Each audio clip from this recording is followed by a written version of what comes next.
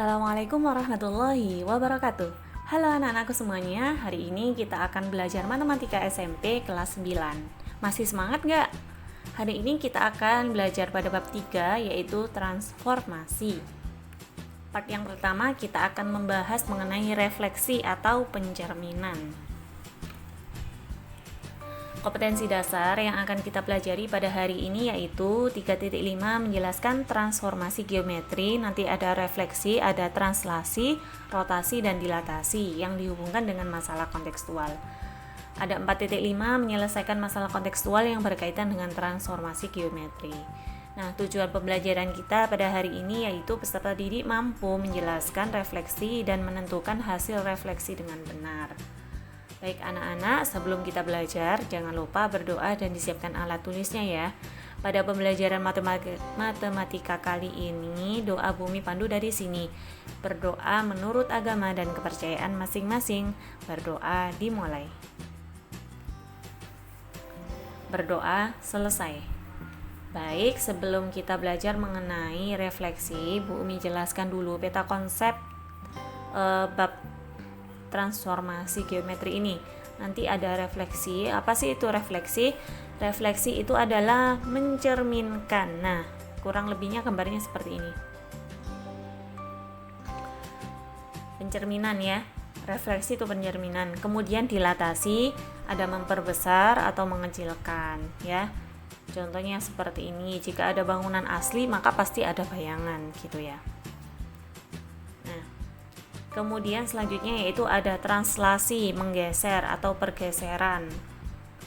Dan ada rotasi, yaitu memutar. Nah, hari ini kita akan fokus pada refleksi, yaitu pencerminan.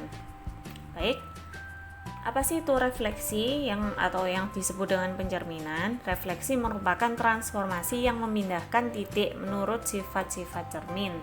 Nah, pada gambar ini ya, ini adalah gambar beberapa gedung yang mana gedung ini memiliki pencerminan ya.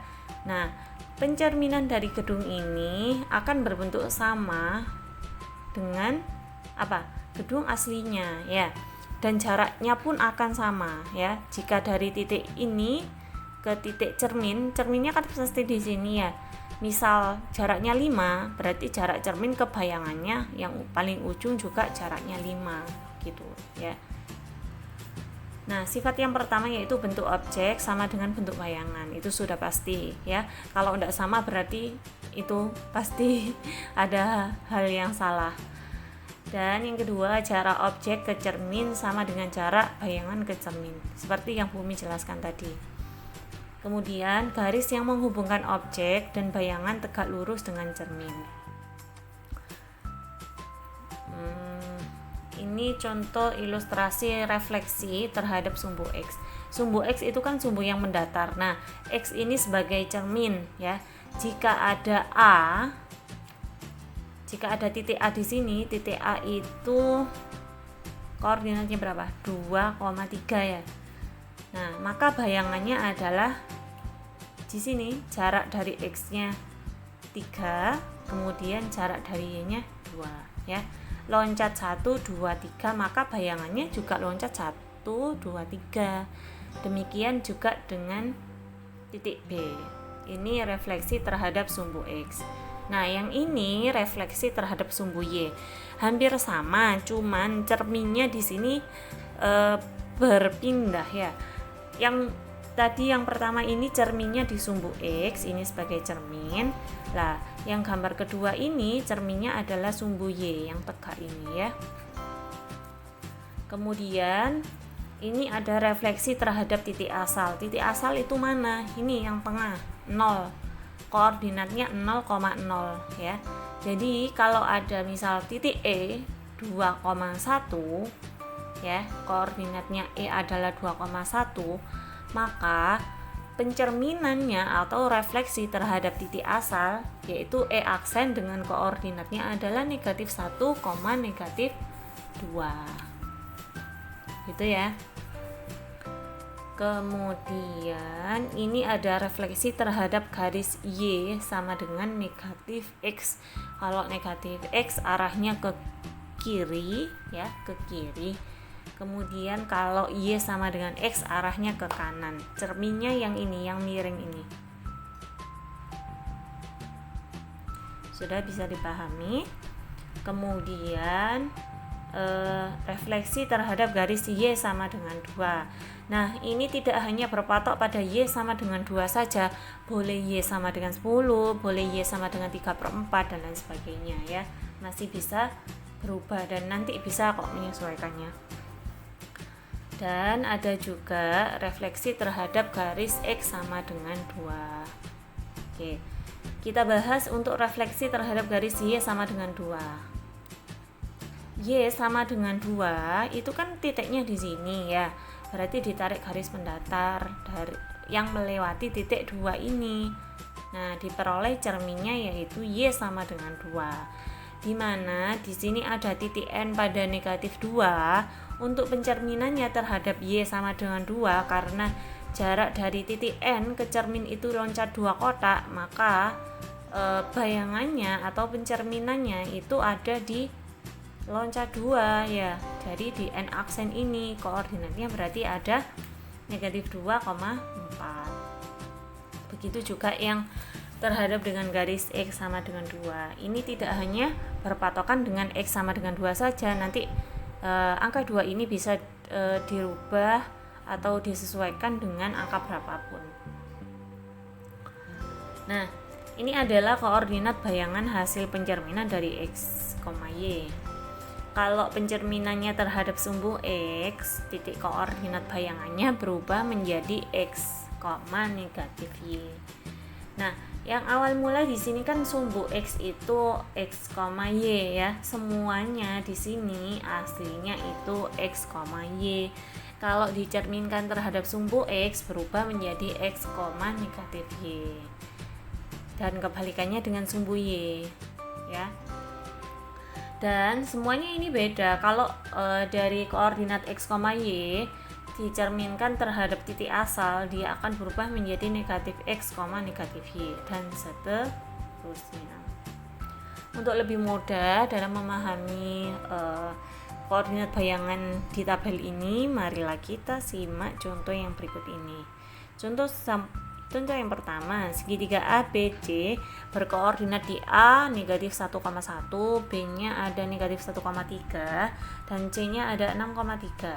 Gambar segitiga ABC dan bayangannya yang direfleksikan terhadap sumbu X. Bandingkan koordinat titik ABC dengan koordinat bayangan. Oke, kurang lebihnya gambarnya seperti ini. Ada segitiga ABC, koordinatnya kan sebenarnya di sini tidak diketahui gambarnya ya, namun diketahui koordinatnya. Nah, supaya kita bisa tahu ABC itu posisinya di mana, nah kita gambarkan A-nya ada negatif 1,1, kita titik di sini ya. Kemudian jika sudah ketemu titik A, titik B, titik C, kita hubungkan. Nah, gambarnya akan kurang lebih seperti ini. Kemudian kita kan tadi disuruh menentukan bayangan yang direfleksikan terhadap sumbu X. Sumbu X kan ini yang mendatar. Nah, X ini sebagai cermin. Kalau segitiga merah ini dicerminkan terhadap sumbu X, maka dia akan berada di bawah kan pencerminannya, gitu ya. Kalau di sini dari titik A ke sumbu X jaraknya 1 kotak, maka dari cermin ke A aksen atau bayangan titik A itu juga 1 kotak. Begitu juga yang B aksen dan C aksen. Oke. A aksennya yang awal mulanya negatif 1,1, A aksennya atau pencerminannya berubah menjadi negatif 1,1. Tadi kan disebutkan bahwa terhadap sumbu X itu berubah menjadi X, negatif Y ya. Jadi kalau di sini awal mulanya itu ini kan X nya negatif 1, Y nya 1, yang berubah adalah min Y. Jadi kalau di sini awalnya 1 karena sudah ketentuannya tadi, maka Y nya berubah menjadi negatif 1, dan begitu juga dengan titik B maupun titik C. Contoh yang kedua, ada titik K negatif 2,3 direfleksikan terhadap garis Y sama dengan X, lalu direfleksikan lagi terhadap garis X sama dengan A, menghasilkan titik K double aksen, yaitu koordinatnya adalah 1, negatif 2. Tentukan nilai A yang memenuhi. Nah, titik K ini nanti direfleksikan dua kali. Yang pertama direfleksikan dengan Y sama dengan X, yang kedua direfleksikan terhadap X sama dengan A. Baik, refleksi titik K terhadap garis Y sama dengan X. Koordinat semulanya itu kan di sini sudah diketahui bahwa titik K itu negatif 2,3. Kita tuliskan di sini. Nah, karena direfleksikan terhadap garis Y sama dengan X, maka titik koordinatnya berubah menjadi Y, X. Yang awal mulanya X, Y sekarang dibalik karena direfleksikan terhadap garis Y sama dengan X. Jadi K aksen di sini adalah 3, negatif 2. Ya, paham ya anak-anak ya? Kemudian direfleksikan lagi dari titik K aksen, hasilnya ini tadi direfleksikan terhadap garis X sama dengan A. Nah, ini tadi kalau di gambar tadi yang sudah dijelaskan Bumi, tadi kan ada X sama dengan 2. Tadi kan Bumi sudah bilang bahwa 2 itu bisa disesuaikan dengan bilangan berapapun. Ya. Kalau di sini disesuaikan dengan variabel A. Koordinat semulanya X, Y-nya adalah 3, negatif 2. Ini didapat dari mana? Hasil dari refleksi yang pertama, ya kan? Nah, karena direfleksikan terhadap garis X sama dengan A, X sama dengan A itu hasilnya adalah 2A dikurangi X, Y. Nah, bentar. Yang ini loh anak-anak. Nah, yang nomor 7 ya, garis X sama dengan H. Ini yang menjadi pantokan untuk refleksi yang kedua tadi. Bahwa tadi disebutkan refleksinya kan terhadap garis X sama dengan A. Nah, kita patokan pada yang nomor 7. H ini diganti dengan A. Nah, koordinat bayangannya menjadi 2H dikurangi X, Y. Yang berubah adalah H-nya ya. Karena tadi variabelnya adalah A, maka di sini K aksen harusnya K double aksen ya di sini. K double aksen itu sama dengan 2A dikurangi 3. Tadi kan 2H dikurangi X. X-nya kan 3. Berarti 2A dikurangi 3, negatif 2, Y. Y-nya tetap. Nah, yang ditanya adalah tentukan nilai A yang memenuhi. Oleh karena titik K double aksennya itu 1, negatif 2, maka diperoleh. Lah, kok bisa, Bu? Oke, di sini X-nya kalau kita bicara mengenai titik koordinat itu kan X, Y. X yang depan ini sebelum koma yaitu 2A, 2A dikurangi 3. Nah, sedangkan di sini hasilnya itu menghasilkan titik K double aksen itu adalah 1, negatif 2. Maka 2A dikurangi 3 itu sama dengan 1. Nah, jadi kita tinggal mencari A-nya berapa gitu ya. Nah, kita kelompokkan. 2A sama dengan 1 plus 3. Negatif 3 pindah ke kanan jadi plus. Kemudian 2A sama dengan 4. Berarti A-nya berapa? A-nya yaitu 2, didapat dari 4 dibagi 2. Ya. Jadi nilai A yang memenuhi contoh yang kedua ini adalah 2. Nah, sedikit informasi, di sini ada simetri lipat. Beberapa gambar dapat dilipat sedemikian hingga setengah bangun tersebut sama dengan bagian yang lainnya. Lipatan yang dimaksud merupakan garis refleksi yang disebut garis simetri atau simetri lipat. Huruf G tidak memiliki simetri lipat ya, karena jika dia dilipat tidak membentuk bagian yang sama. Beda dengan huruf A ya. Kalau garis biru ini adalah lipatannya, jika dilipat maka huruf A ini akan tepat ya, lipatannya akan tepat. Maka huruf A memiliki satu simetri lipat karena hanya satu kali lipat akan membentuk bagian yang sama gitu ya. Kalau dilipat dari atas ke bawah kan tidak sama, jadi bukan termasuk simetri lipat. Jadi untuk huruf A memiliki satu simetri lipat. Baik, di sini Bu Umi punya latihan soal.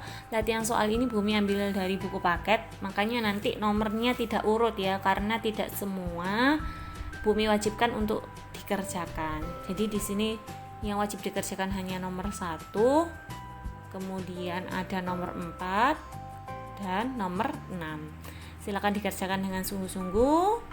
Jangan lupa nanti jawabannya dikirim melalui link yang sudah di-share oleh wali kelas kalian masing-masing. Dan jangan sampai tertinggal karena link itu sudah tertutup. Jadi kalau hari ini ada matematika, silakan langsung dikerjakan setelah menyimak video pembelajaran ini. Bimi ucapkan terima kasih kepada anak-anak yang selalu semangat ya. Kelas 9 tinggal sebentar lagi, jadi kalian harus tetap semangat. Semoga bermanfaat dan jangan lupa dibantu subscribe ya, supaya tidak ketinggalan video pembelajaran selanjutnya. Bumi akhiri, assalamualaikum warahmatullahi wabarakatuh.